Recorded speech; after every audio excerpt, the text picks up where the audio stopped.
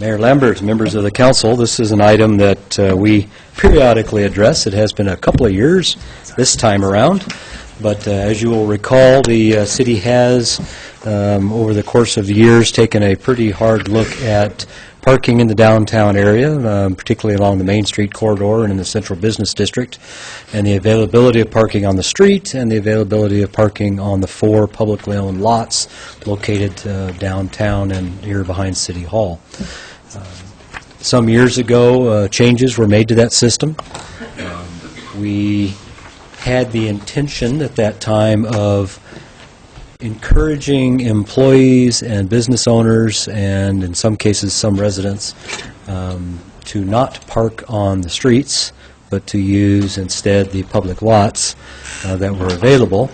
And the reason for that is we wanted to make sure that parking was available on the street, in front of the businesses, for those customers coming downtown, also to help I guess mitigate or eliminate that 3-hour shuffle that used to occur, because everybody would park, they'd go into work for 3 hours, and they had to run out and move their cars someplace else because of the 3-hour limitation on parking on the street. To help facilitate that, the city modified its parking permit program, drastically lowering the parking permit rate for an annual permit from, I think we were in the $300 and change range, down to, at that time, about $75. Since that time, it has been modified upwards to $85. The council also at that time established a number of permits that would be available in the system. We've modified that number and increased them over the years. So we're looking at that issue again, and I'll give you a little background as to why. Again, we have 4 parking lots in the system, North Jackson, South Jackson Street, both located west of Main.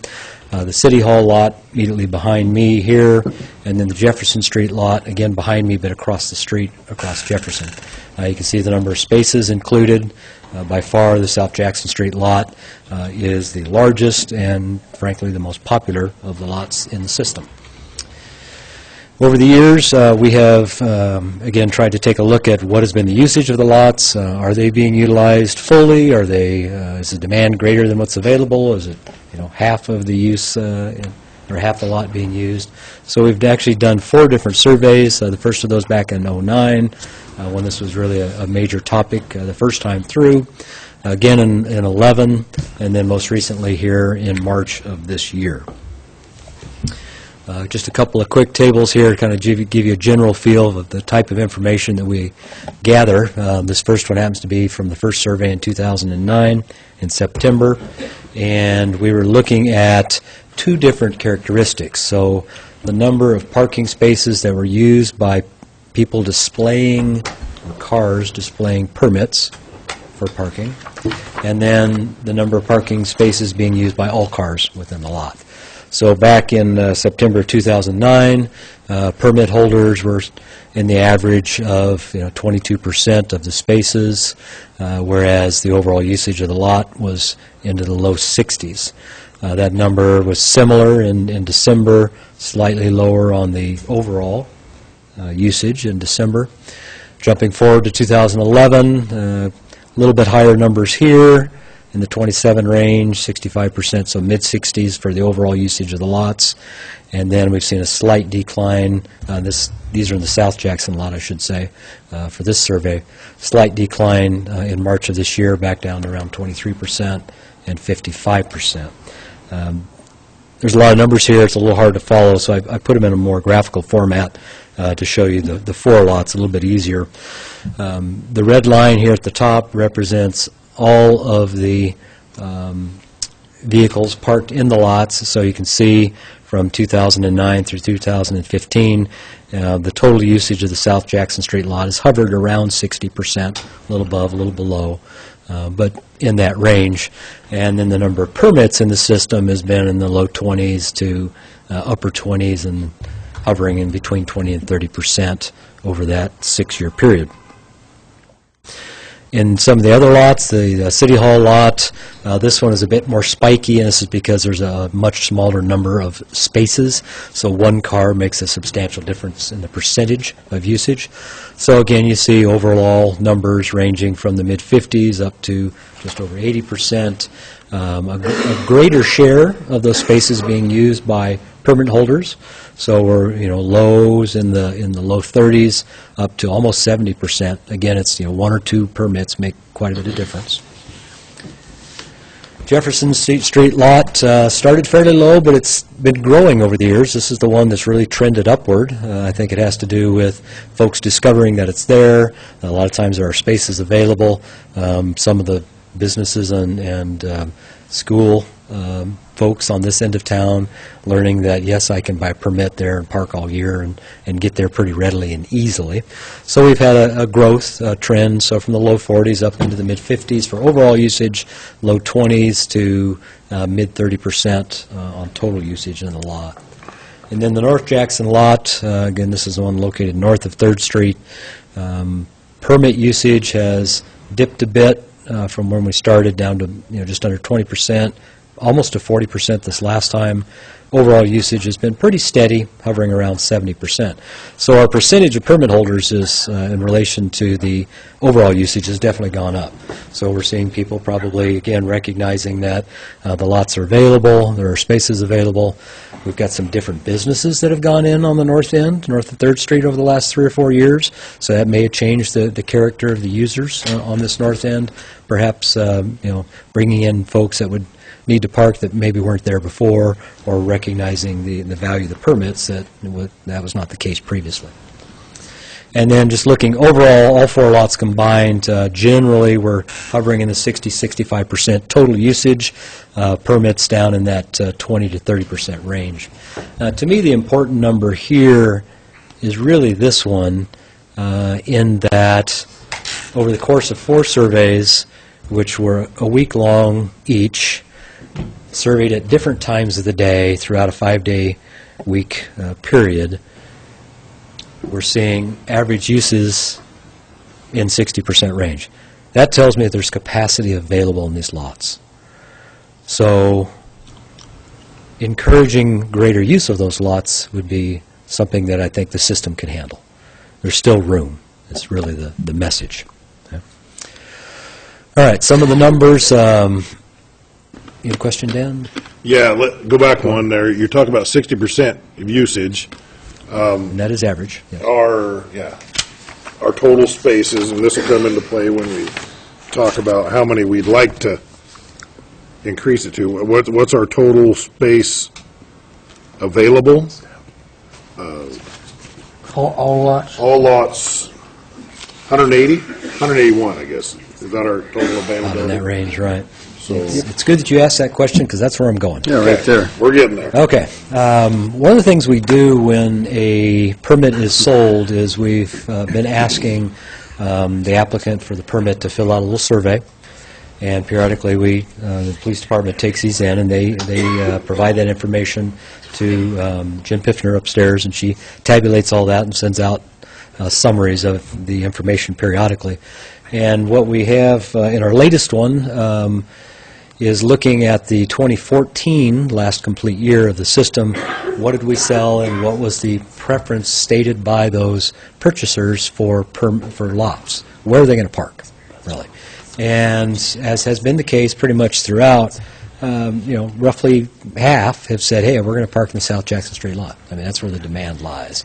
So that was then followed by the North Jackson lot, and then you can see City Hall and Jefferson.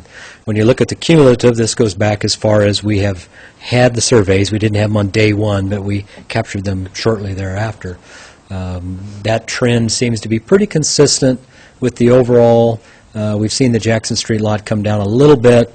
That's obviously due to increases in things like Jefferson, offsetting and perhaps changing some of the desired use. I see a question. Walter.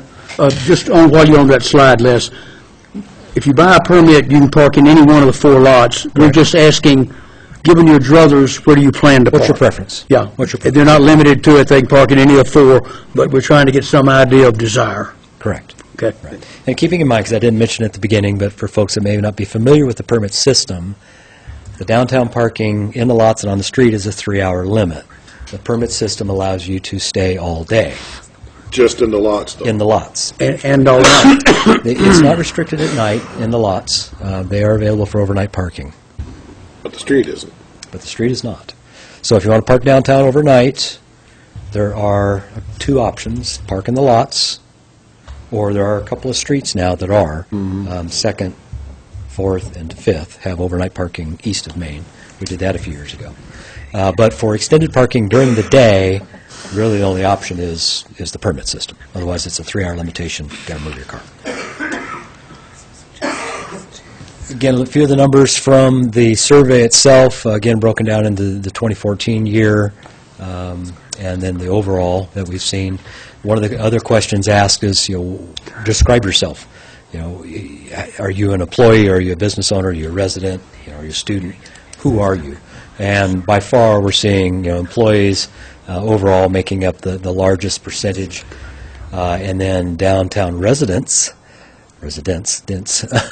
being next, and then business owners also fit in there, right here, third. So to me, the good message here is that we're seeing greater than 50% of the purchasers are related to the businesses themselves, which means the message was received. Don't park on the street. Go to the lot, buy a permit. You can park all day. You don't have to do the 3-hour shuffle. The downtown residents, I think, was a bit of a side benefit that came along with this process, that there are a lot of apartments downstairs, I think a lot more than we may have realized when we started this years ago, and we're seeing those residents recognizing that, hey, I can park my car there all day.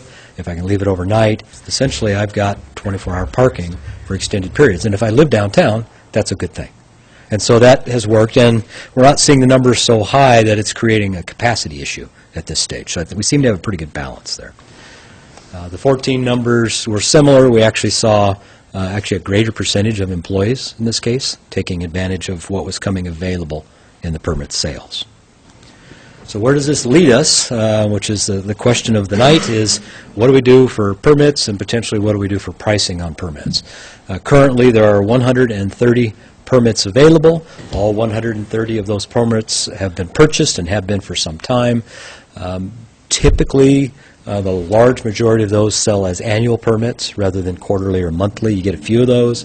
By and large, it's annuals. This number of 21 on the waiting list was from March. It went up to 29, has since dropped to 28, and I think that's where we sit right now. So, every month a couple of permits become available in the cycle. Certain times of the year, perhaps a few more, but they're being snapped up quickly off the waiting list. So right now we're sitting at about 28 on the waiting list that would like to have a permit but cannot buy one because we've limited the sales to 130 permits. Over the years, the average has been about 12 since we've been tracking it. So we're a little higher right now. The demand's up from what we've historically seen. The proposal that staff has recommended is that we bump the number of permits available from 130 to 150. When we put this together, that was based on the idea that there were 21 on the list. That would leave only 1 on the waiting list at that point. Obviously, as I just said, we're actually now up to 28, so that would still leave 8 on the list. 150, possibly 160, worth considering. There's capacity in the system, and there are enough stalls out there open with 60% average usage that I think we can handle that just fine. If we were to, in essence, wipe out that waiting list, that backlog, the wait list would go to 0 until the system sees more demand placed upon it. If there's concern that making it 160 perhaps would bring in too many applicants and we're being too successful, one of the ways you can deal with that is on pricing. And so that's the other piece. The current rates for 2015, the monthly rate is $12, quarterly is at $30. Annual rate is $85, which is a bargain to have a permit for a year. There is room, based on the demand, to adjust this number. And that's one of there's a balancing act out there about how many permits are available, how many spaces are out in use and available, and what's the capacity. If demand gets too great, you can back demand down slightly by increasing pricing. So with that in mind, a suggestion would be to go from an $85 to a $95 annual fee, and then the quarterly and monthly would follow along with that.